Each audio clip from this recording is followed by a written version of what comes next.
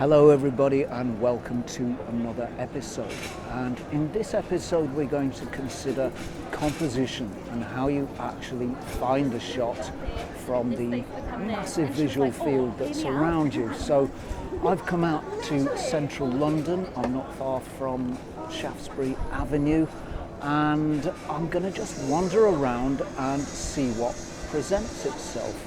I'm not going to think too much about what I'm doing. I'm just going to let the images arise as they arise and appear as they appear. I've got with me a lovely little camera today. It's the Nikon L35 AF, and it's loaded up with black and white film. Can't actually remember which black and white film. It's a 400 ISO one anyway. It's a very bright day today, so it's probably going to stop down its aperture quite small, giving us very deep depth of field. So we're going to have to compose our shots and consider our shots with that in mind. We're going to have very deep depth of field today. So finding your feet as a photographer is really about developing your ability to select elements from the visual field and to look at them without the definitions that we've learned over time. I think a good tip is to forget that definition as far as you can and just look at the entire field and try and find visual objects and entities and shapes that are interesting. And that's the approach that I'm going to use today. So, that said, let's stop all this yakking and get up and do some actual photography. There's a lot of activity going on here today. The streets are very busy. London, I'm glad to say, is now coming back to where it was pre-COVID levels. Activity levels are building up and people are out and about, and that's very nice to see. It's also good from a photographic point of view because people make great subjects. They're not always easy to photograph on the street, but that is an art in itself. If we can find any interesting people shots today, we will certainly take those. I think we'll stick with the quiet streets today. They're going to yield the best results, I think. Let's just get a shot of these people eating. I do quite like things with flat, linear backgrounds. Those I find quite interesting subjects. So let's get a shot of this bar over here.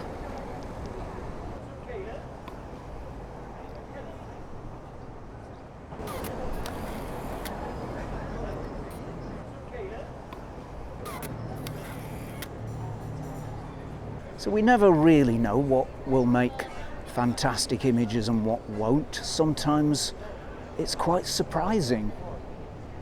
Sometimes I find that shots I didn't think would work out actually do work out really well.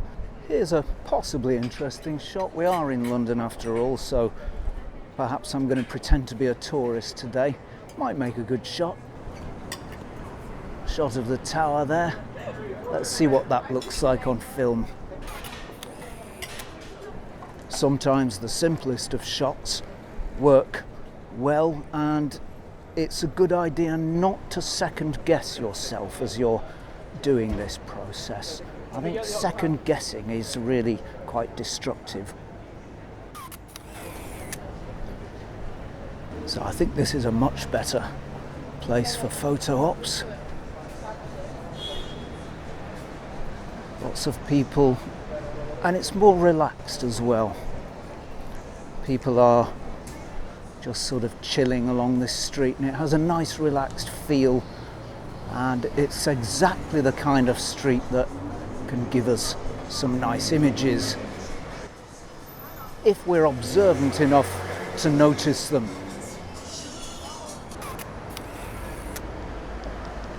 Reflections in windows are often interesting, and they're a thing that I've been playing around with recently. Again, these are simple shots. I'm not out to make necessarily anything particularly unusual or avant-garde, although if it goes that way then so much the better. Let's have a look what's down here.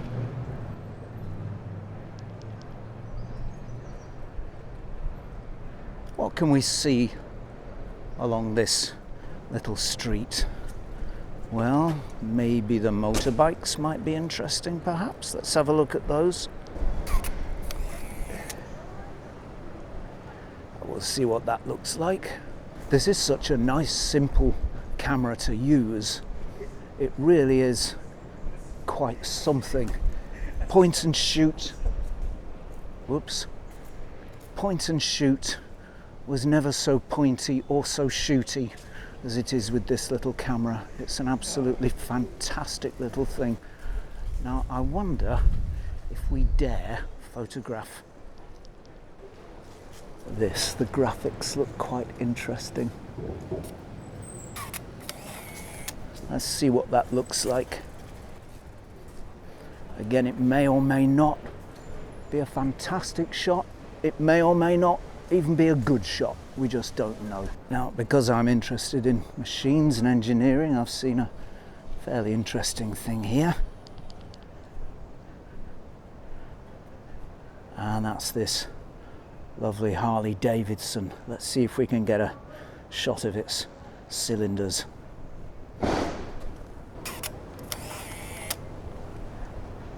Motorbikes are very interesting because they have all their engine exposed and all the working parts are exposed, so they're quite interesting to photograph if you have even a vague interest in engineering and stuff made out of metal. There's quite an interesting building across the way there as well. Lots of glass panels, very modern. Let's see what that looks like. Ah, well, I don't think we are going to see what that looks like because we seem to have run out of film, so let's put some more film in. Film's rewinding. And it's great because on this camera it doesn't rewind all the way, it leaves a little tab poking out for when you want to develop your film. So that's very handy and a good feature of this camera. So here's our old film and here is our new film ready to go in.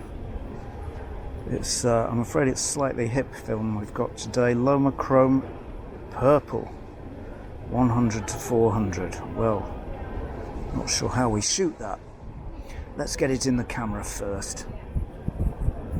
It's very easy to load this camera. Not quite so easy to do it one-handed, but that's still pretty easy because all you do is drop your cartridge in there, pull out the leader to the red mark. I've actually pulled out a bit too much there, so we pull it out to this red mark. So there we are, we're now loaded up with Lomochrome purple and I've decided to shoot it at 200. I think it's slightly over 200, but that seems to be the best advice for getting good results from it. So let's try an initial shot. My eye is taken by this little car here, the Mini. Let's see what we can do with that.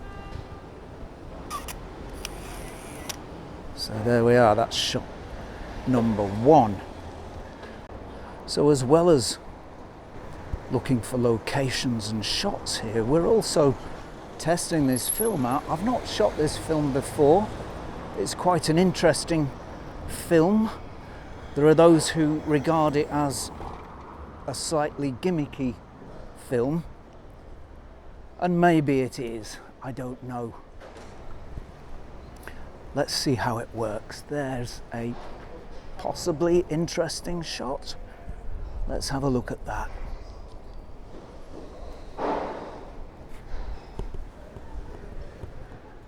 So that building might make an interesting shot with Lomo purple framed, something like that. Let's see. Okay, we'll see how that looks.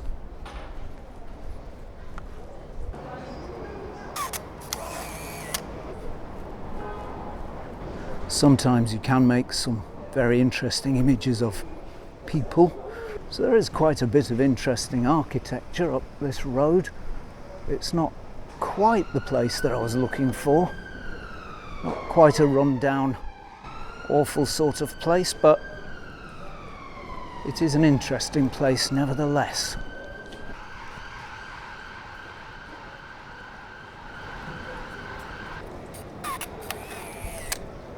We'll see what that looks like. Here are some interesting, possibly potentially interesting colours. The plastic screens there, or barriers rather.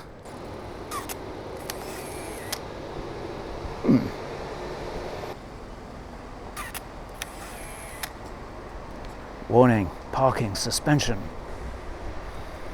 So it's hard to say what really inspires you. Street signs I do find quite interesting, actually. They're interesting examples of street art of a sort. They're certainly street furniture.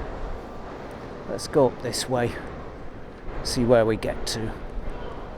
Here are some rather interesting shapes and angles on this building. It's an old pub, very fancy looking. Let's see what we can do with that.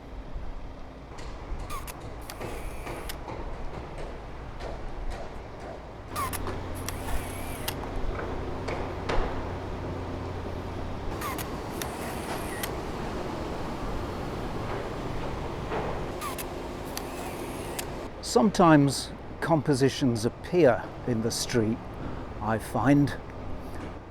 People, shapes, vehicles, position, sometimes suddenly all come together to make a shot, and if you see it in time, you can catch it, and it's a really nice feeling when you do. And as you do more of this, as I do more of this, I find that I become more and more attuned to what's around me, and even when I don't have a camera with me, I'm still looking and I'm still thinking about what images I might make and might be around to see. Here is, I think, an interesting one. So it's the tower and the clouds and the white building. That might be nice. Let's see what that looks like. Oh yeah, I think that's going to look good. I think if you're in a city, I think the back streets really are the way to go. A quieter place, somewhere that's not too crowded and noisy or fast, somewhere you can watch as images appear before your eyes. I find the noisy parts of cities rather tense and not really conducive to good photography, for me anyway. Here's something interesting, and that's an advertising hoarding of sorts. Let's see what we can do with that. There we are, we'll see what that yields. It's a good idea to use the rule of thirds just to help you compose. If you're not sure what the rule of thirds is, it involves dividing your frame into thirds horizontally and vertically, and as a general rule, the center of interest in your shot should be on one of the points where those lines converge. So that's a good general sort of rule to follow. It's not an absolute, always dead certain given, but it does help composition and it does work. This is quite interesting.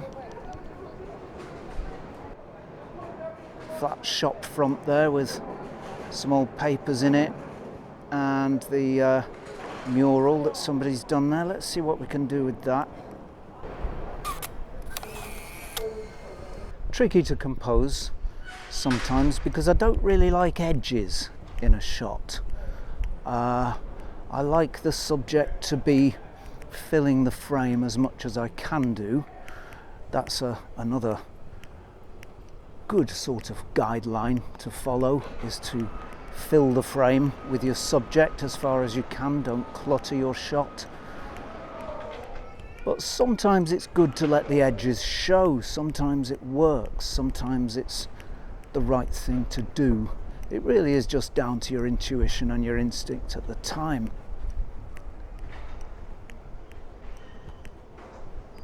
This is quite interesting. That sort of angle of the buildings there where they meet in a 90-degree shape. I wonder what we can do with that. It's such an easy camera to use. It really is incredibly easy. I've just missed a nice shot there. There was a window dresser dressing up a dummy in the window, but she's disappeared and taken flight when she saw the camera. And that can happen. I can't say I blame her really.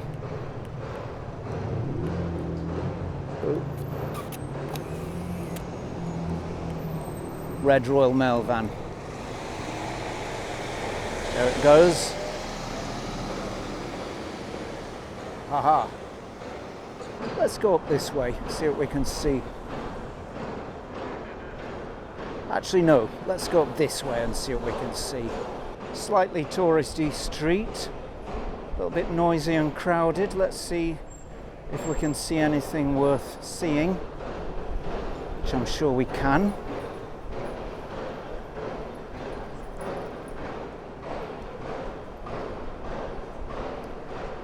There's some graffiti on a lamppost here that might look rather interesting.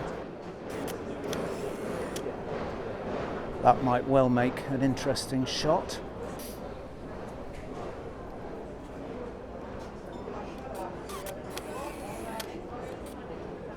Very, very often people are entirely happy to be photographed and even quite like it.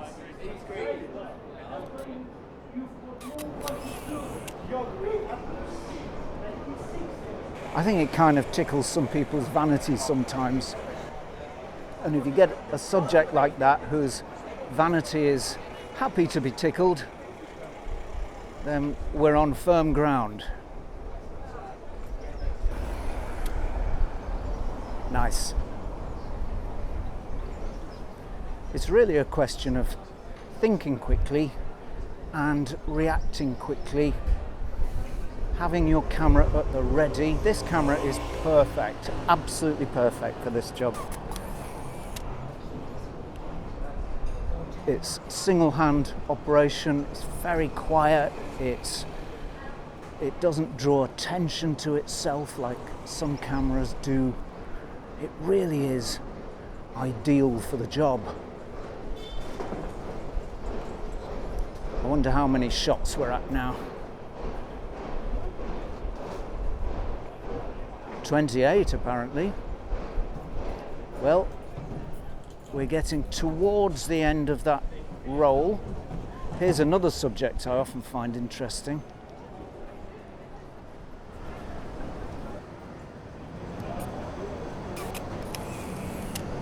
Yeah, just your ordinary rubbish that gets thrown out. Sometimes those objects have an aesthetic, the way they happen to come together and the colours that they may have. Sometimes it just works. So I guess some of the fun of film is that I've really no idea how any of these shots will look. I've just got to hope that the silver halides have done their work and that I've got the exposure reasonably correct and that my 40-year-old camera here is still working well. Oh my goodness, what's going on here? Lots of building going on. Some interesting shapes.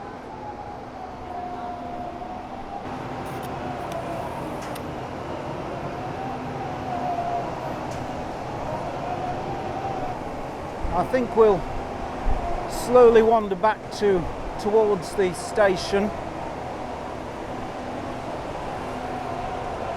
I don't think I can miss this though.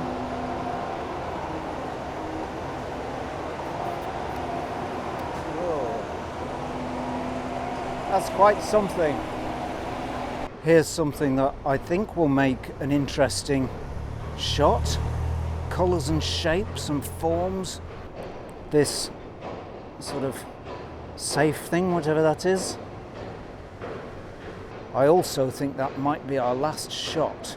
We may just have run out of film, which just goes to show how, for what a brief time a roll of film actually lasts. We'll know in a moment when we try and take our next shot. There's some colour over there. Let's see if we can see that.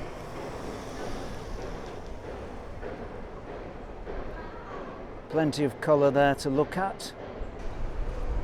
Ah yes, we're at the end of our roll. So let's stop and just rewind that roll. Takes quite a while to rewind actually. Doesn't wind too quickly.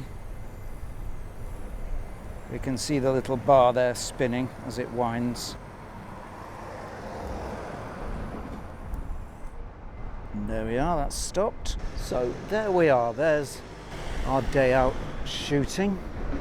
There are very few things I enjoy doing more than this, just walking around with a camera.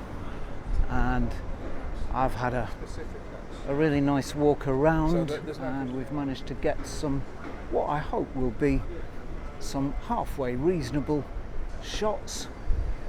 So it really is a matter, when you're doing this, of learning those formal things like the rule of thirds and using them, and using those to inform your photography, but also not being scared to step outside, not being scared to use your intuition to develop that intuitive feel for what's around you and what looks good and what doesn't in a shot.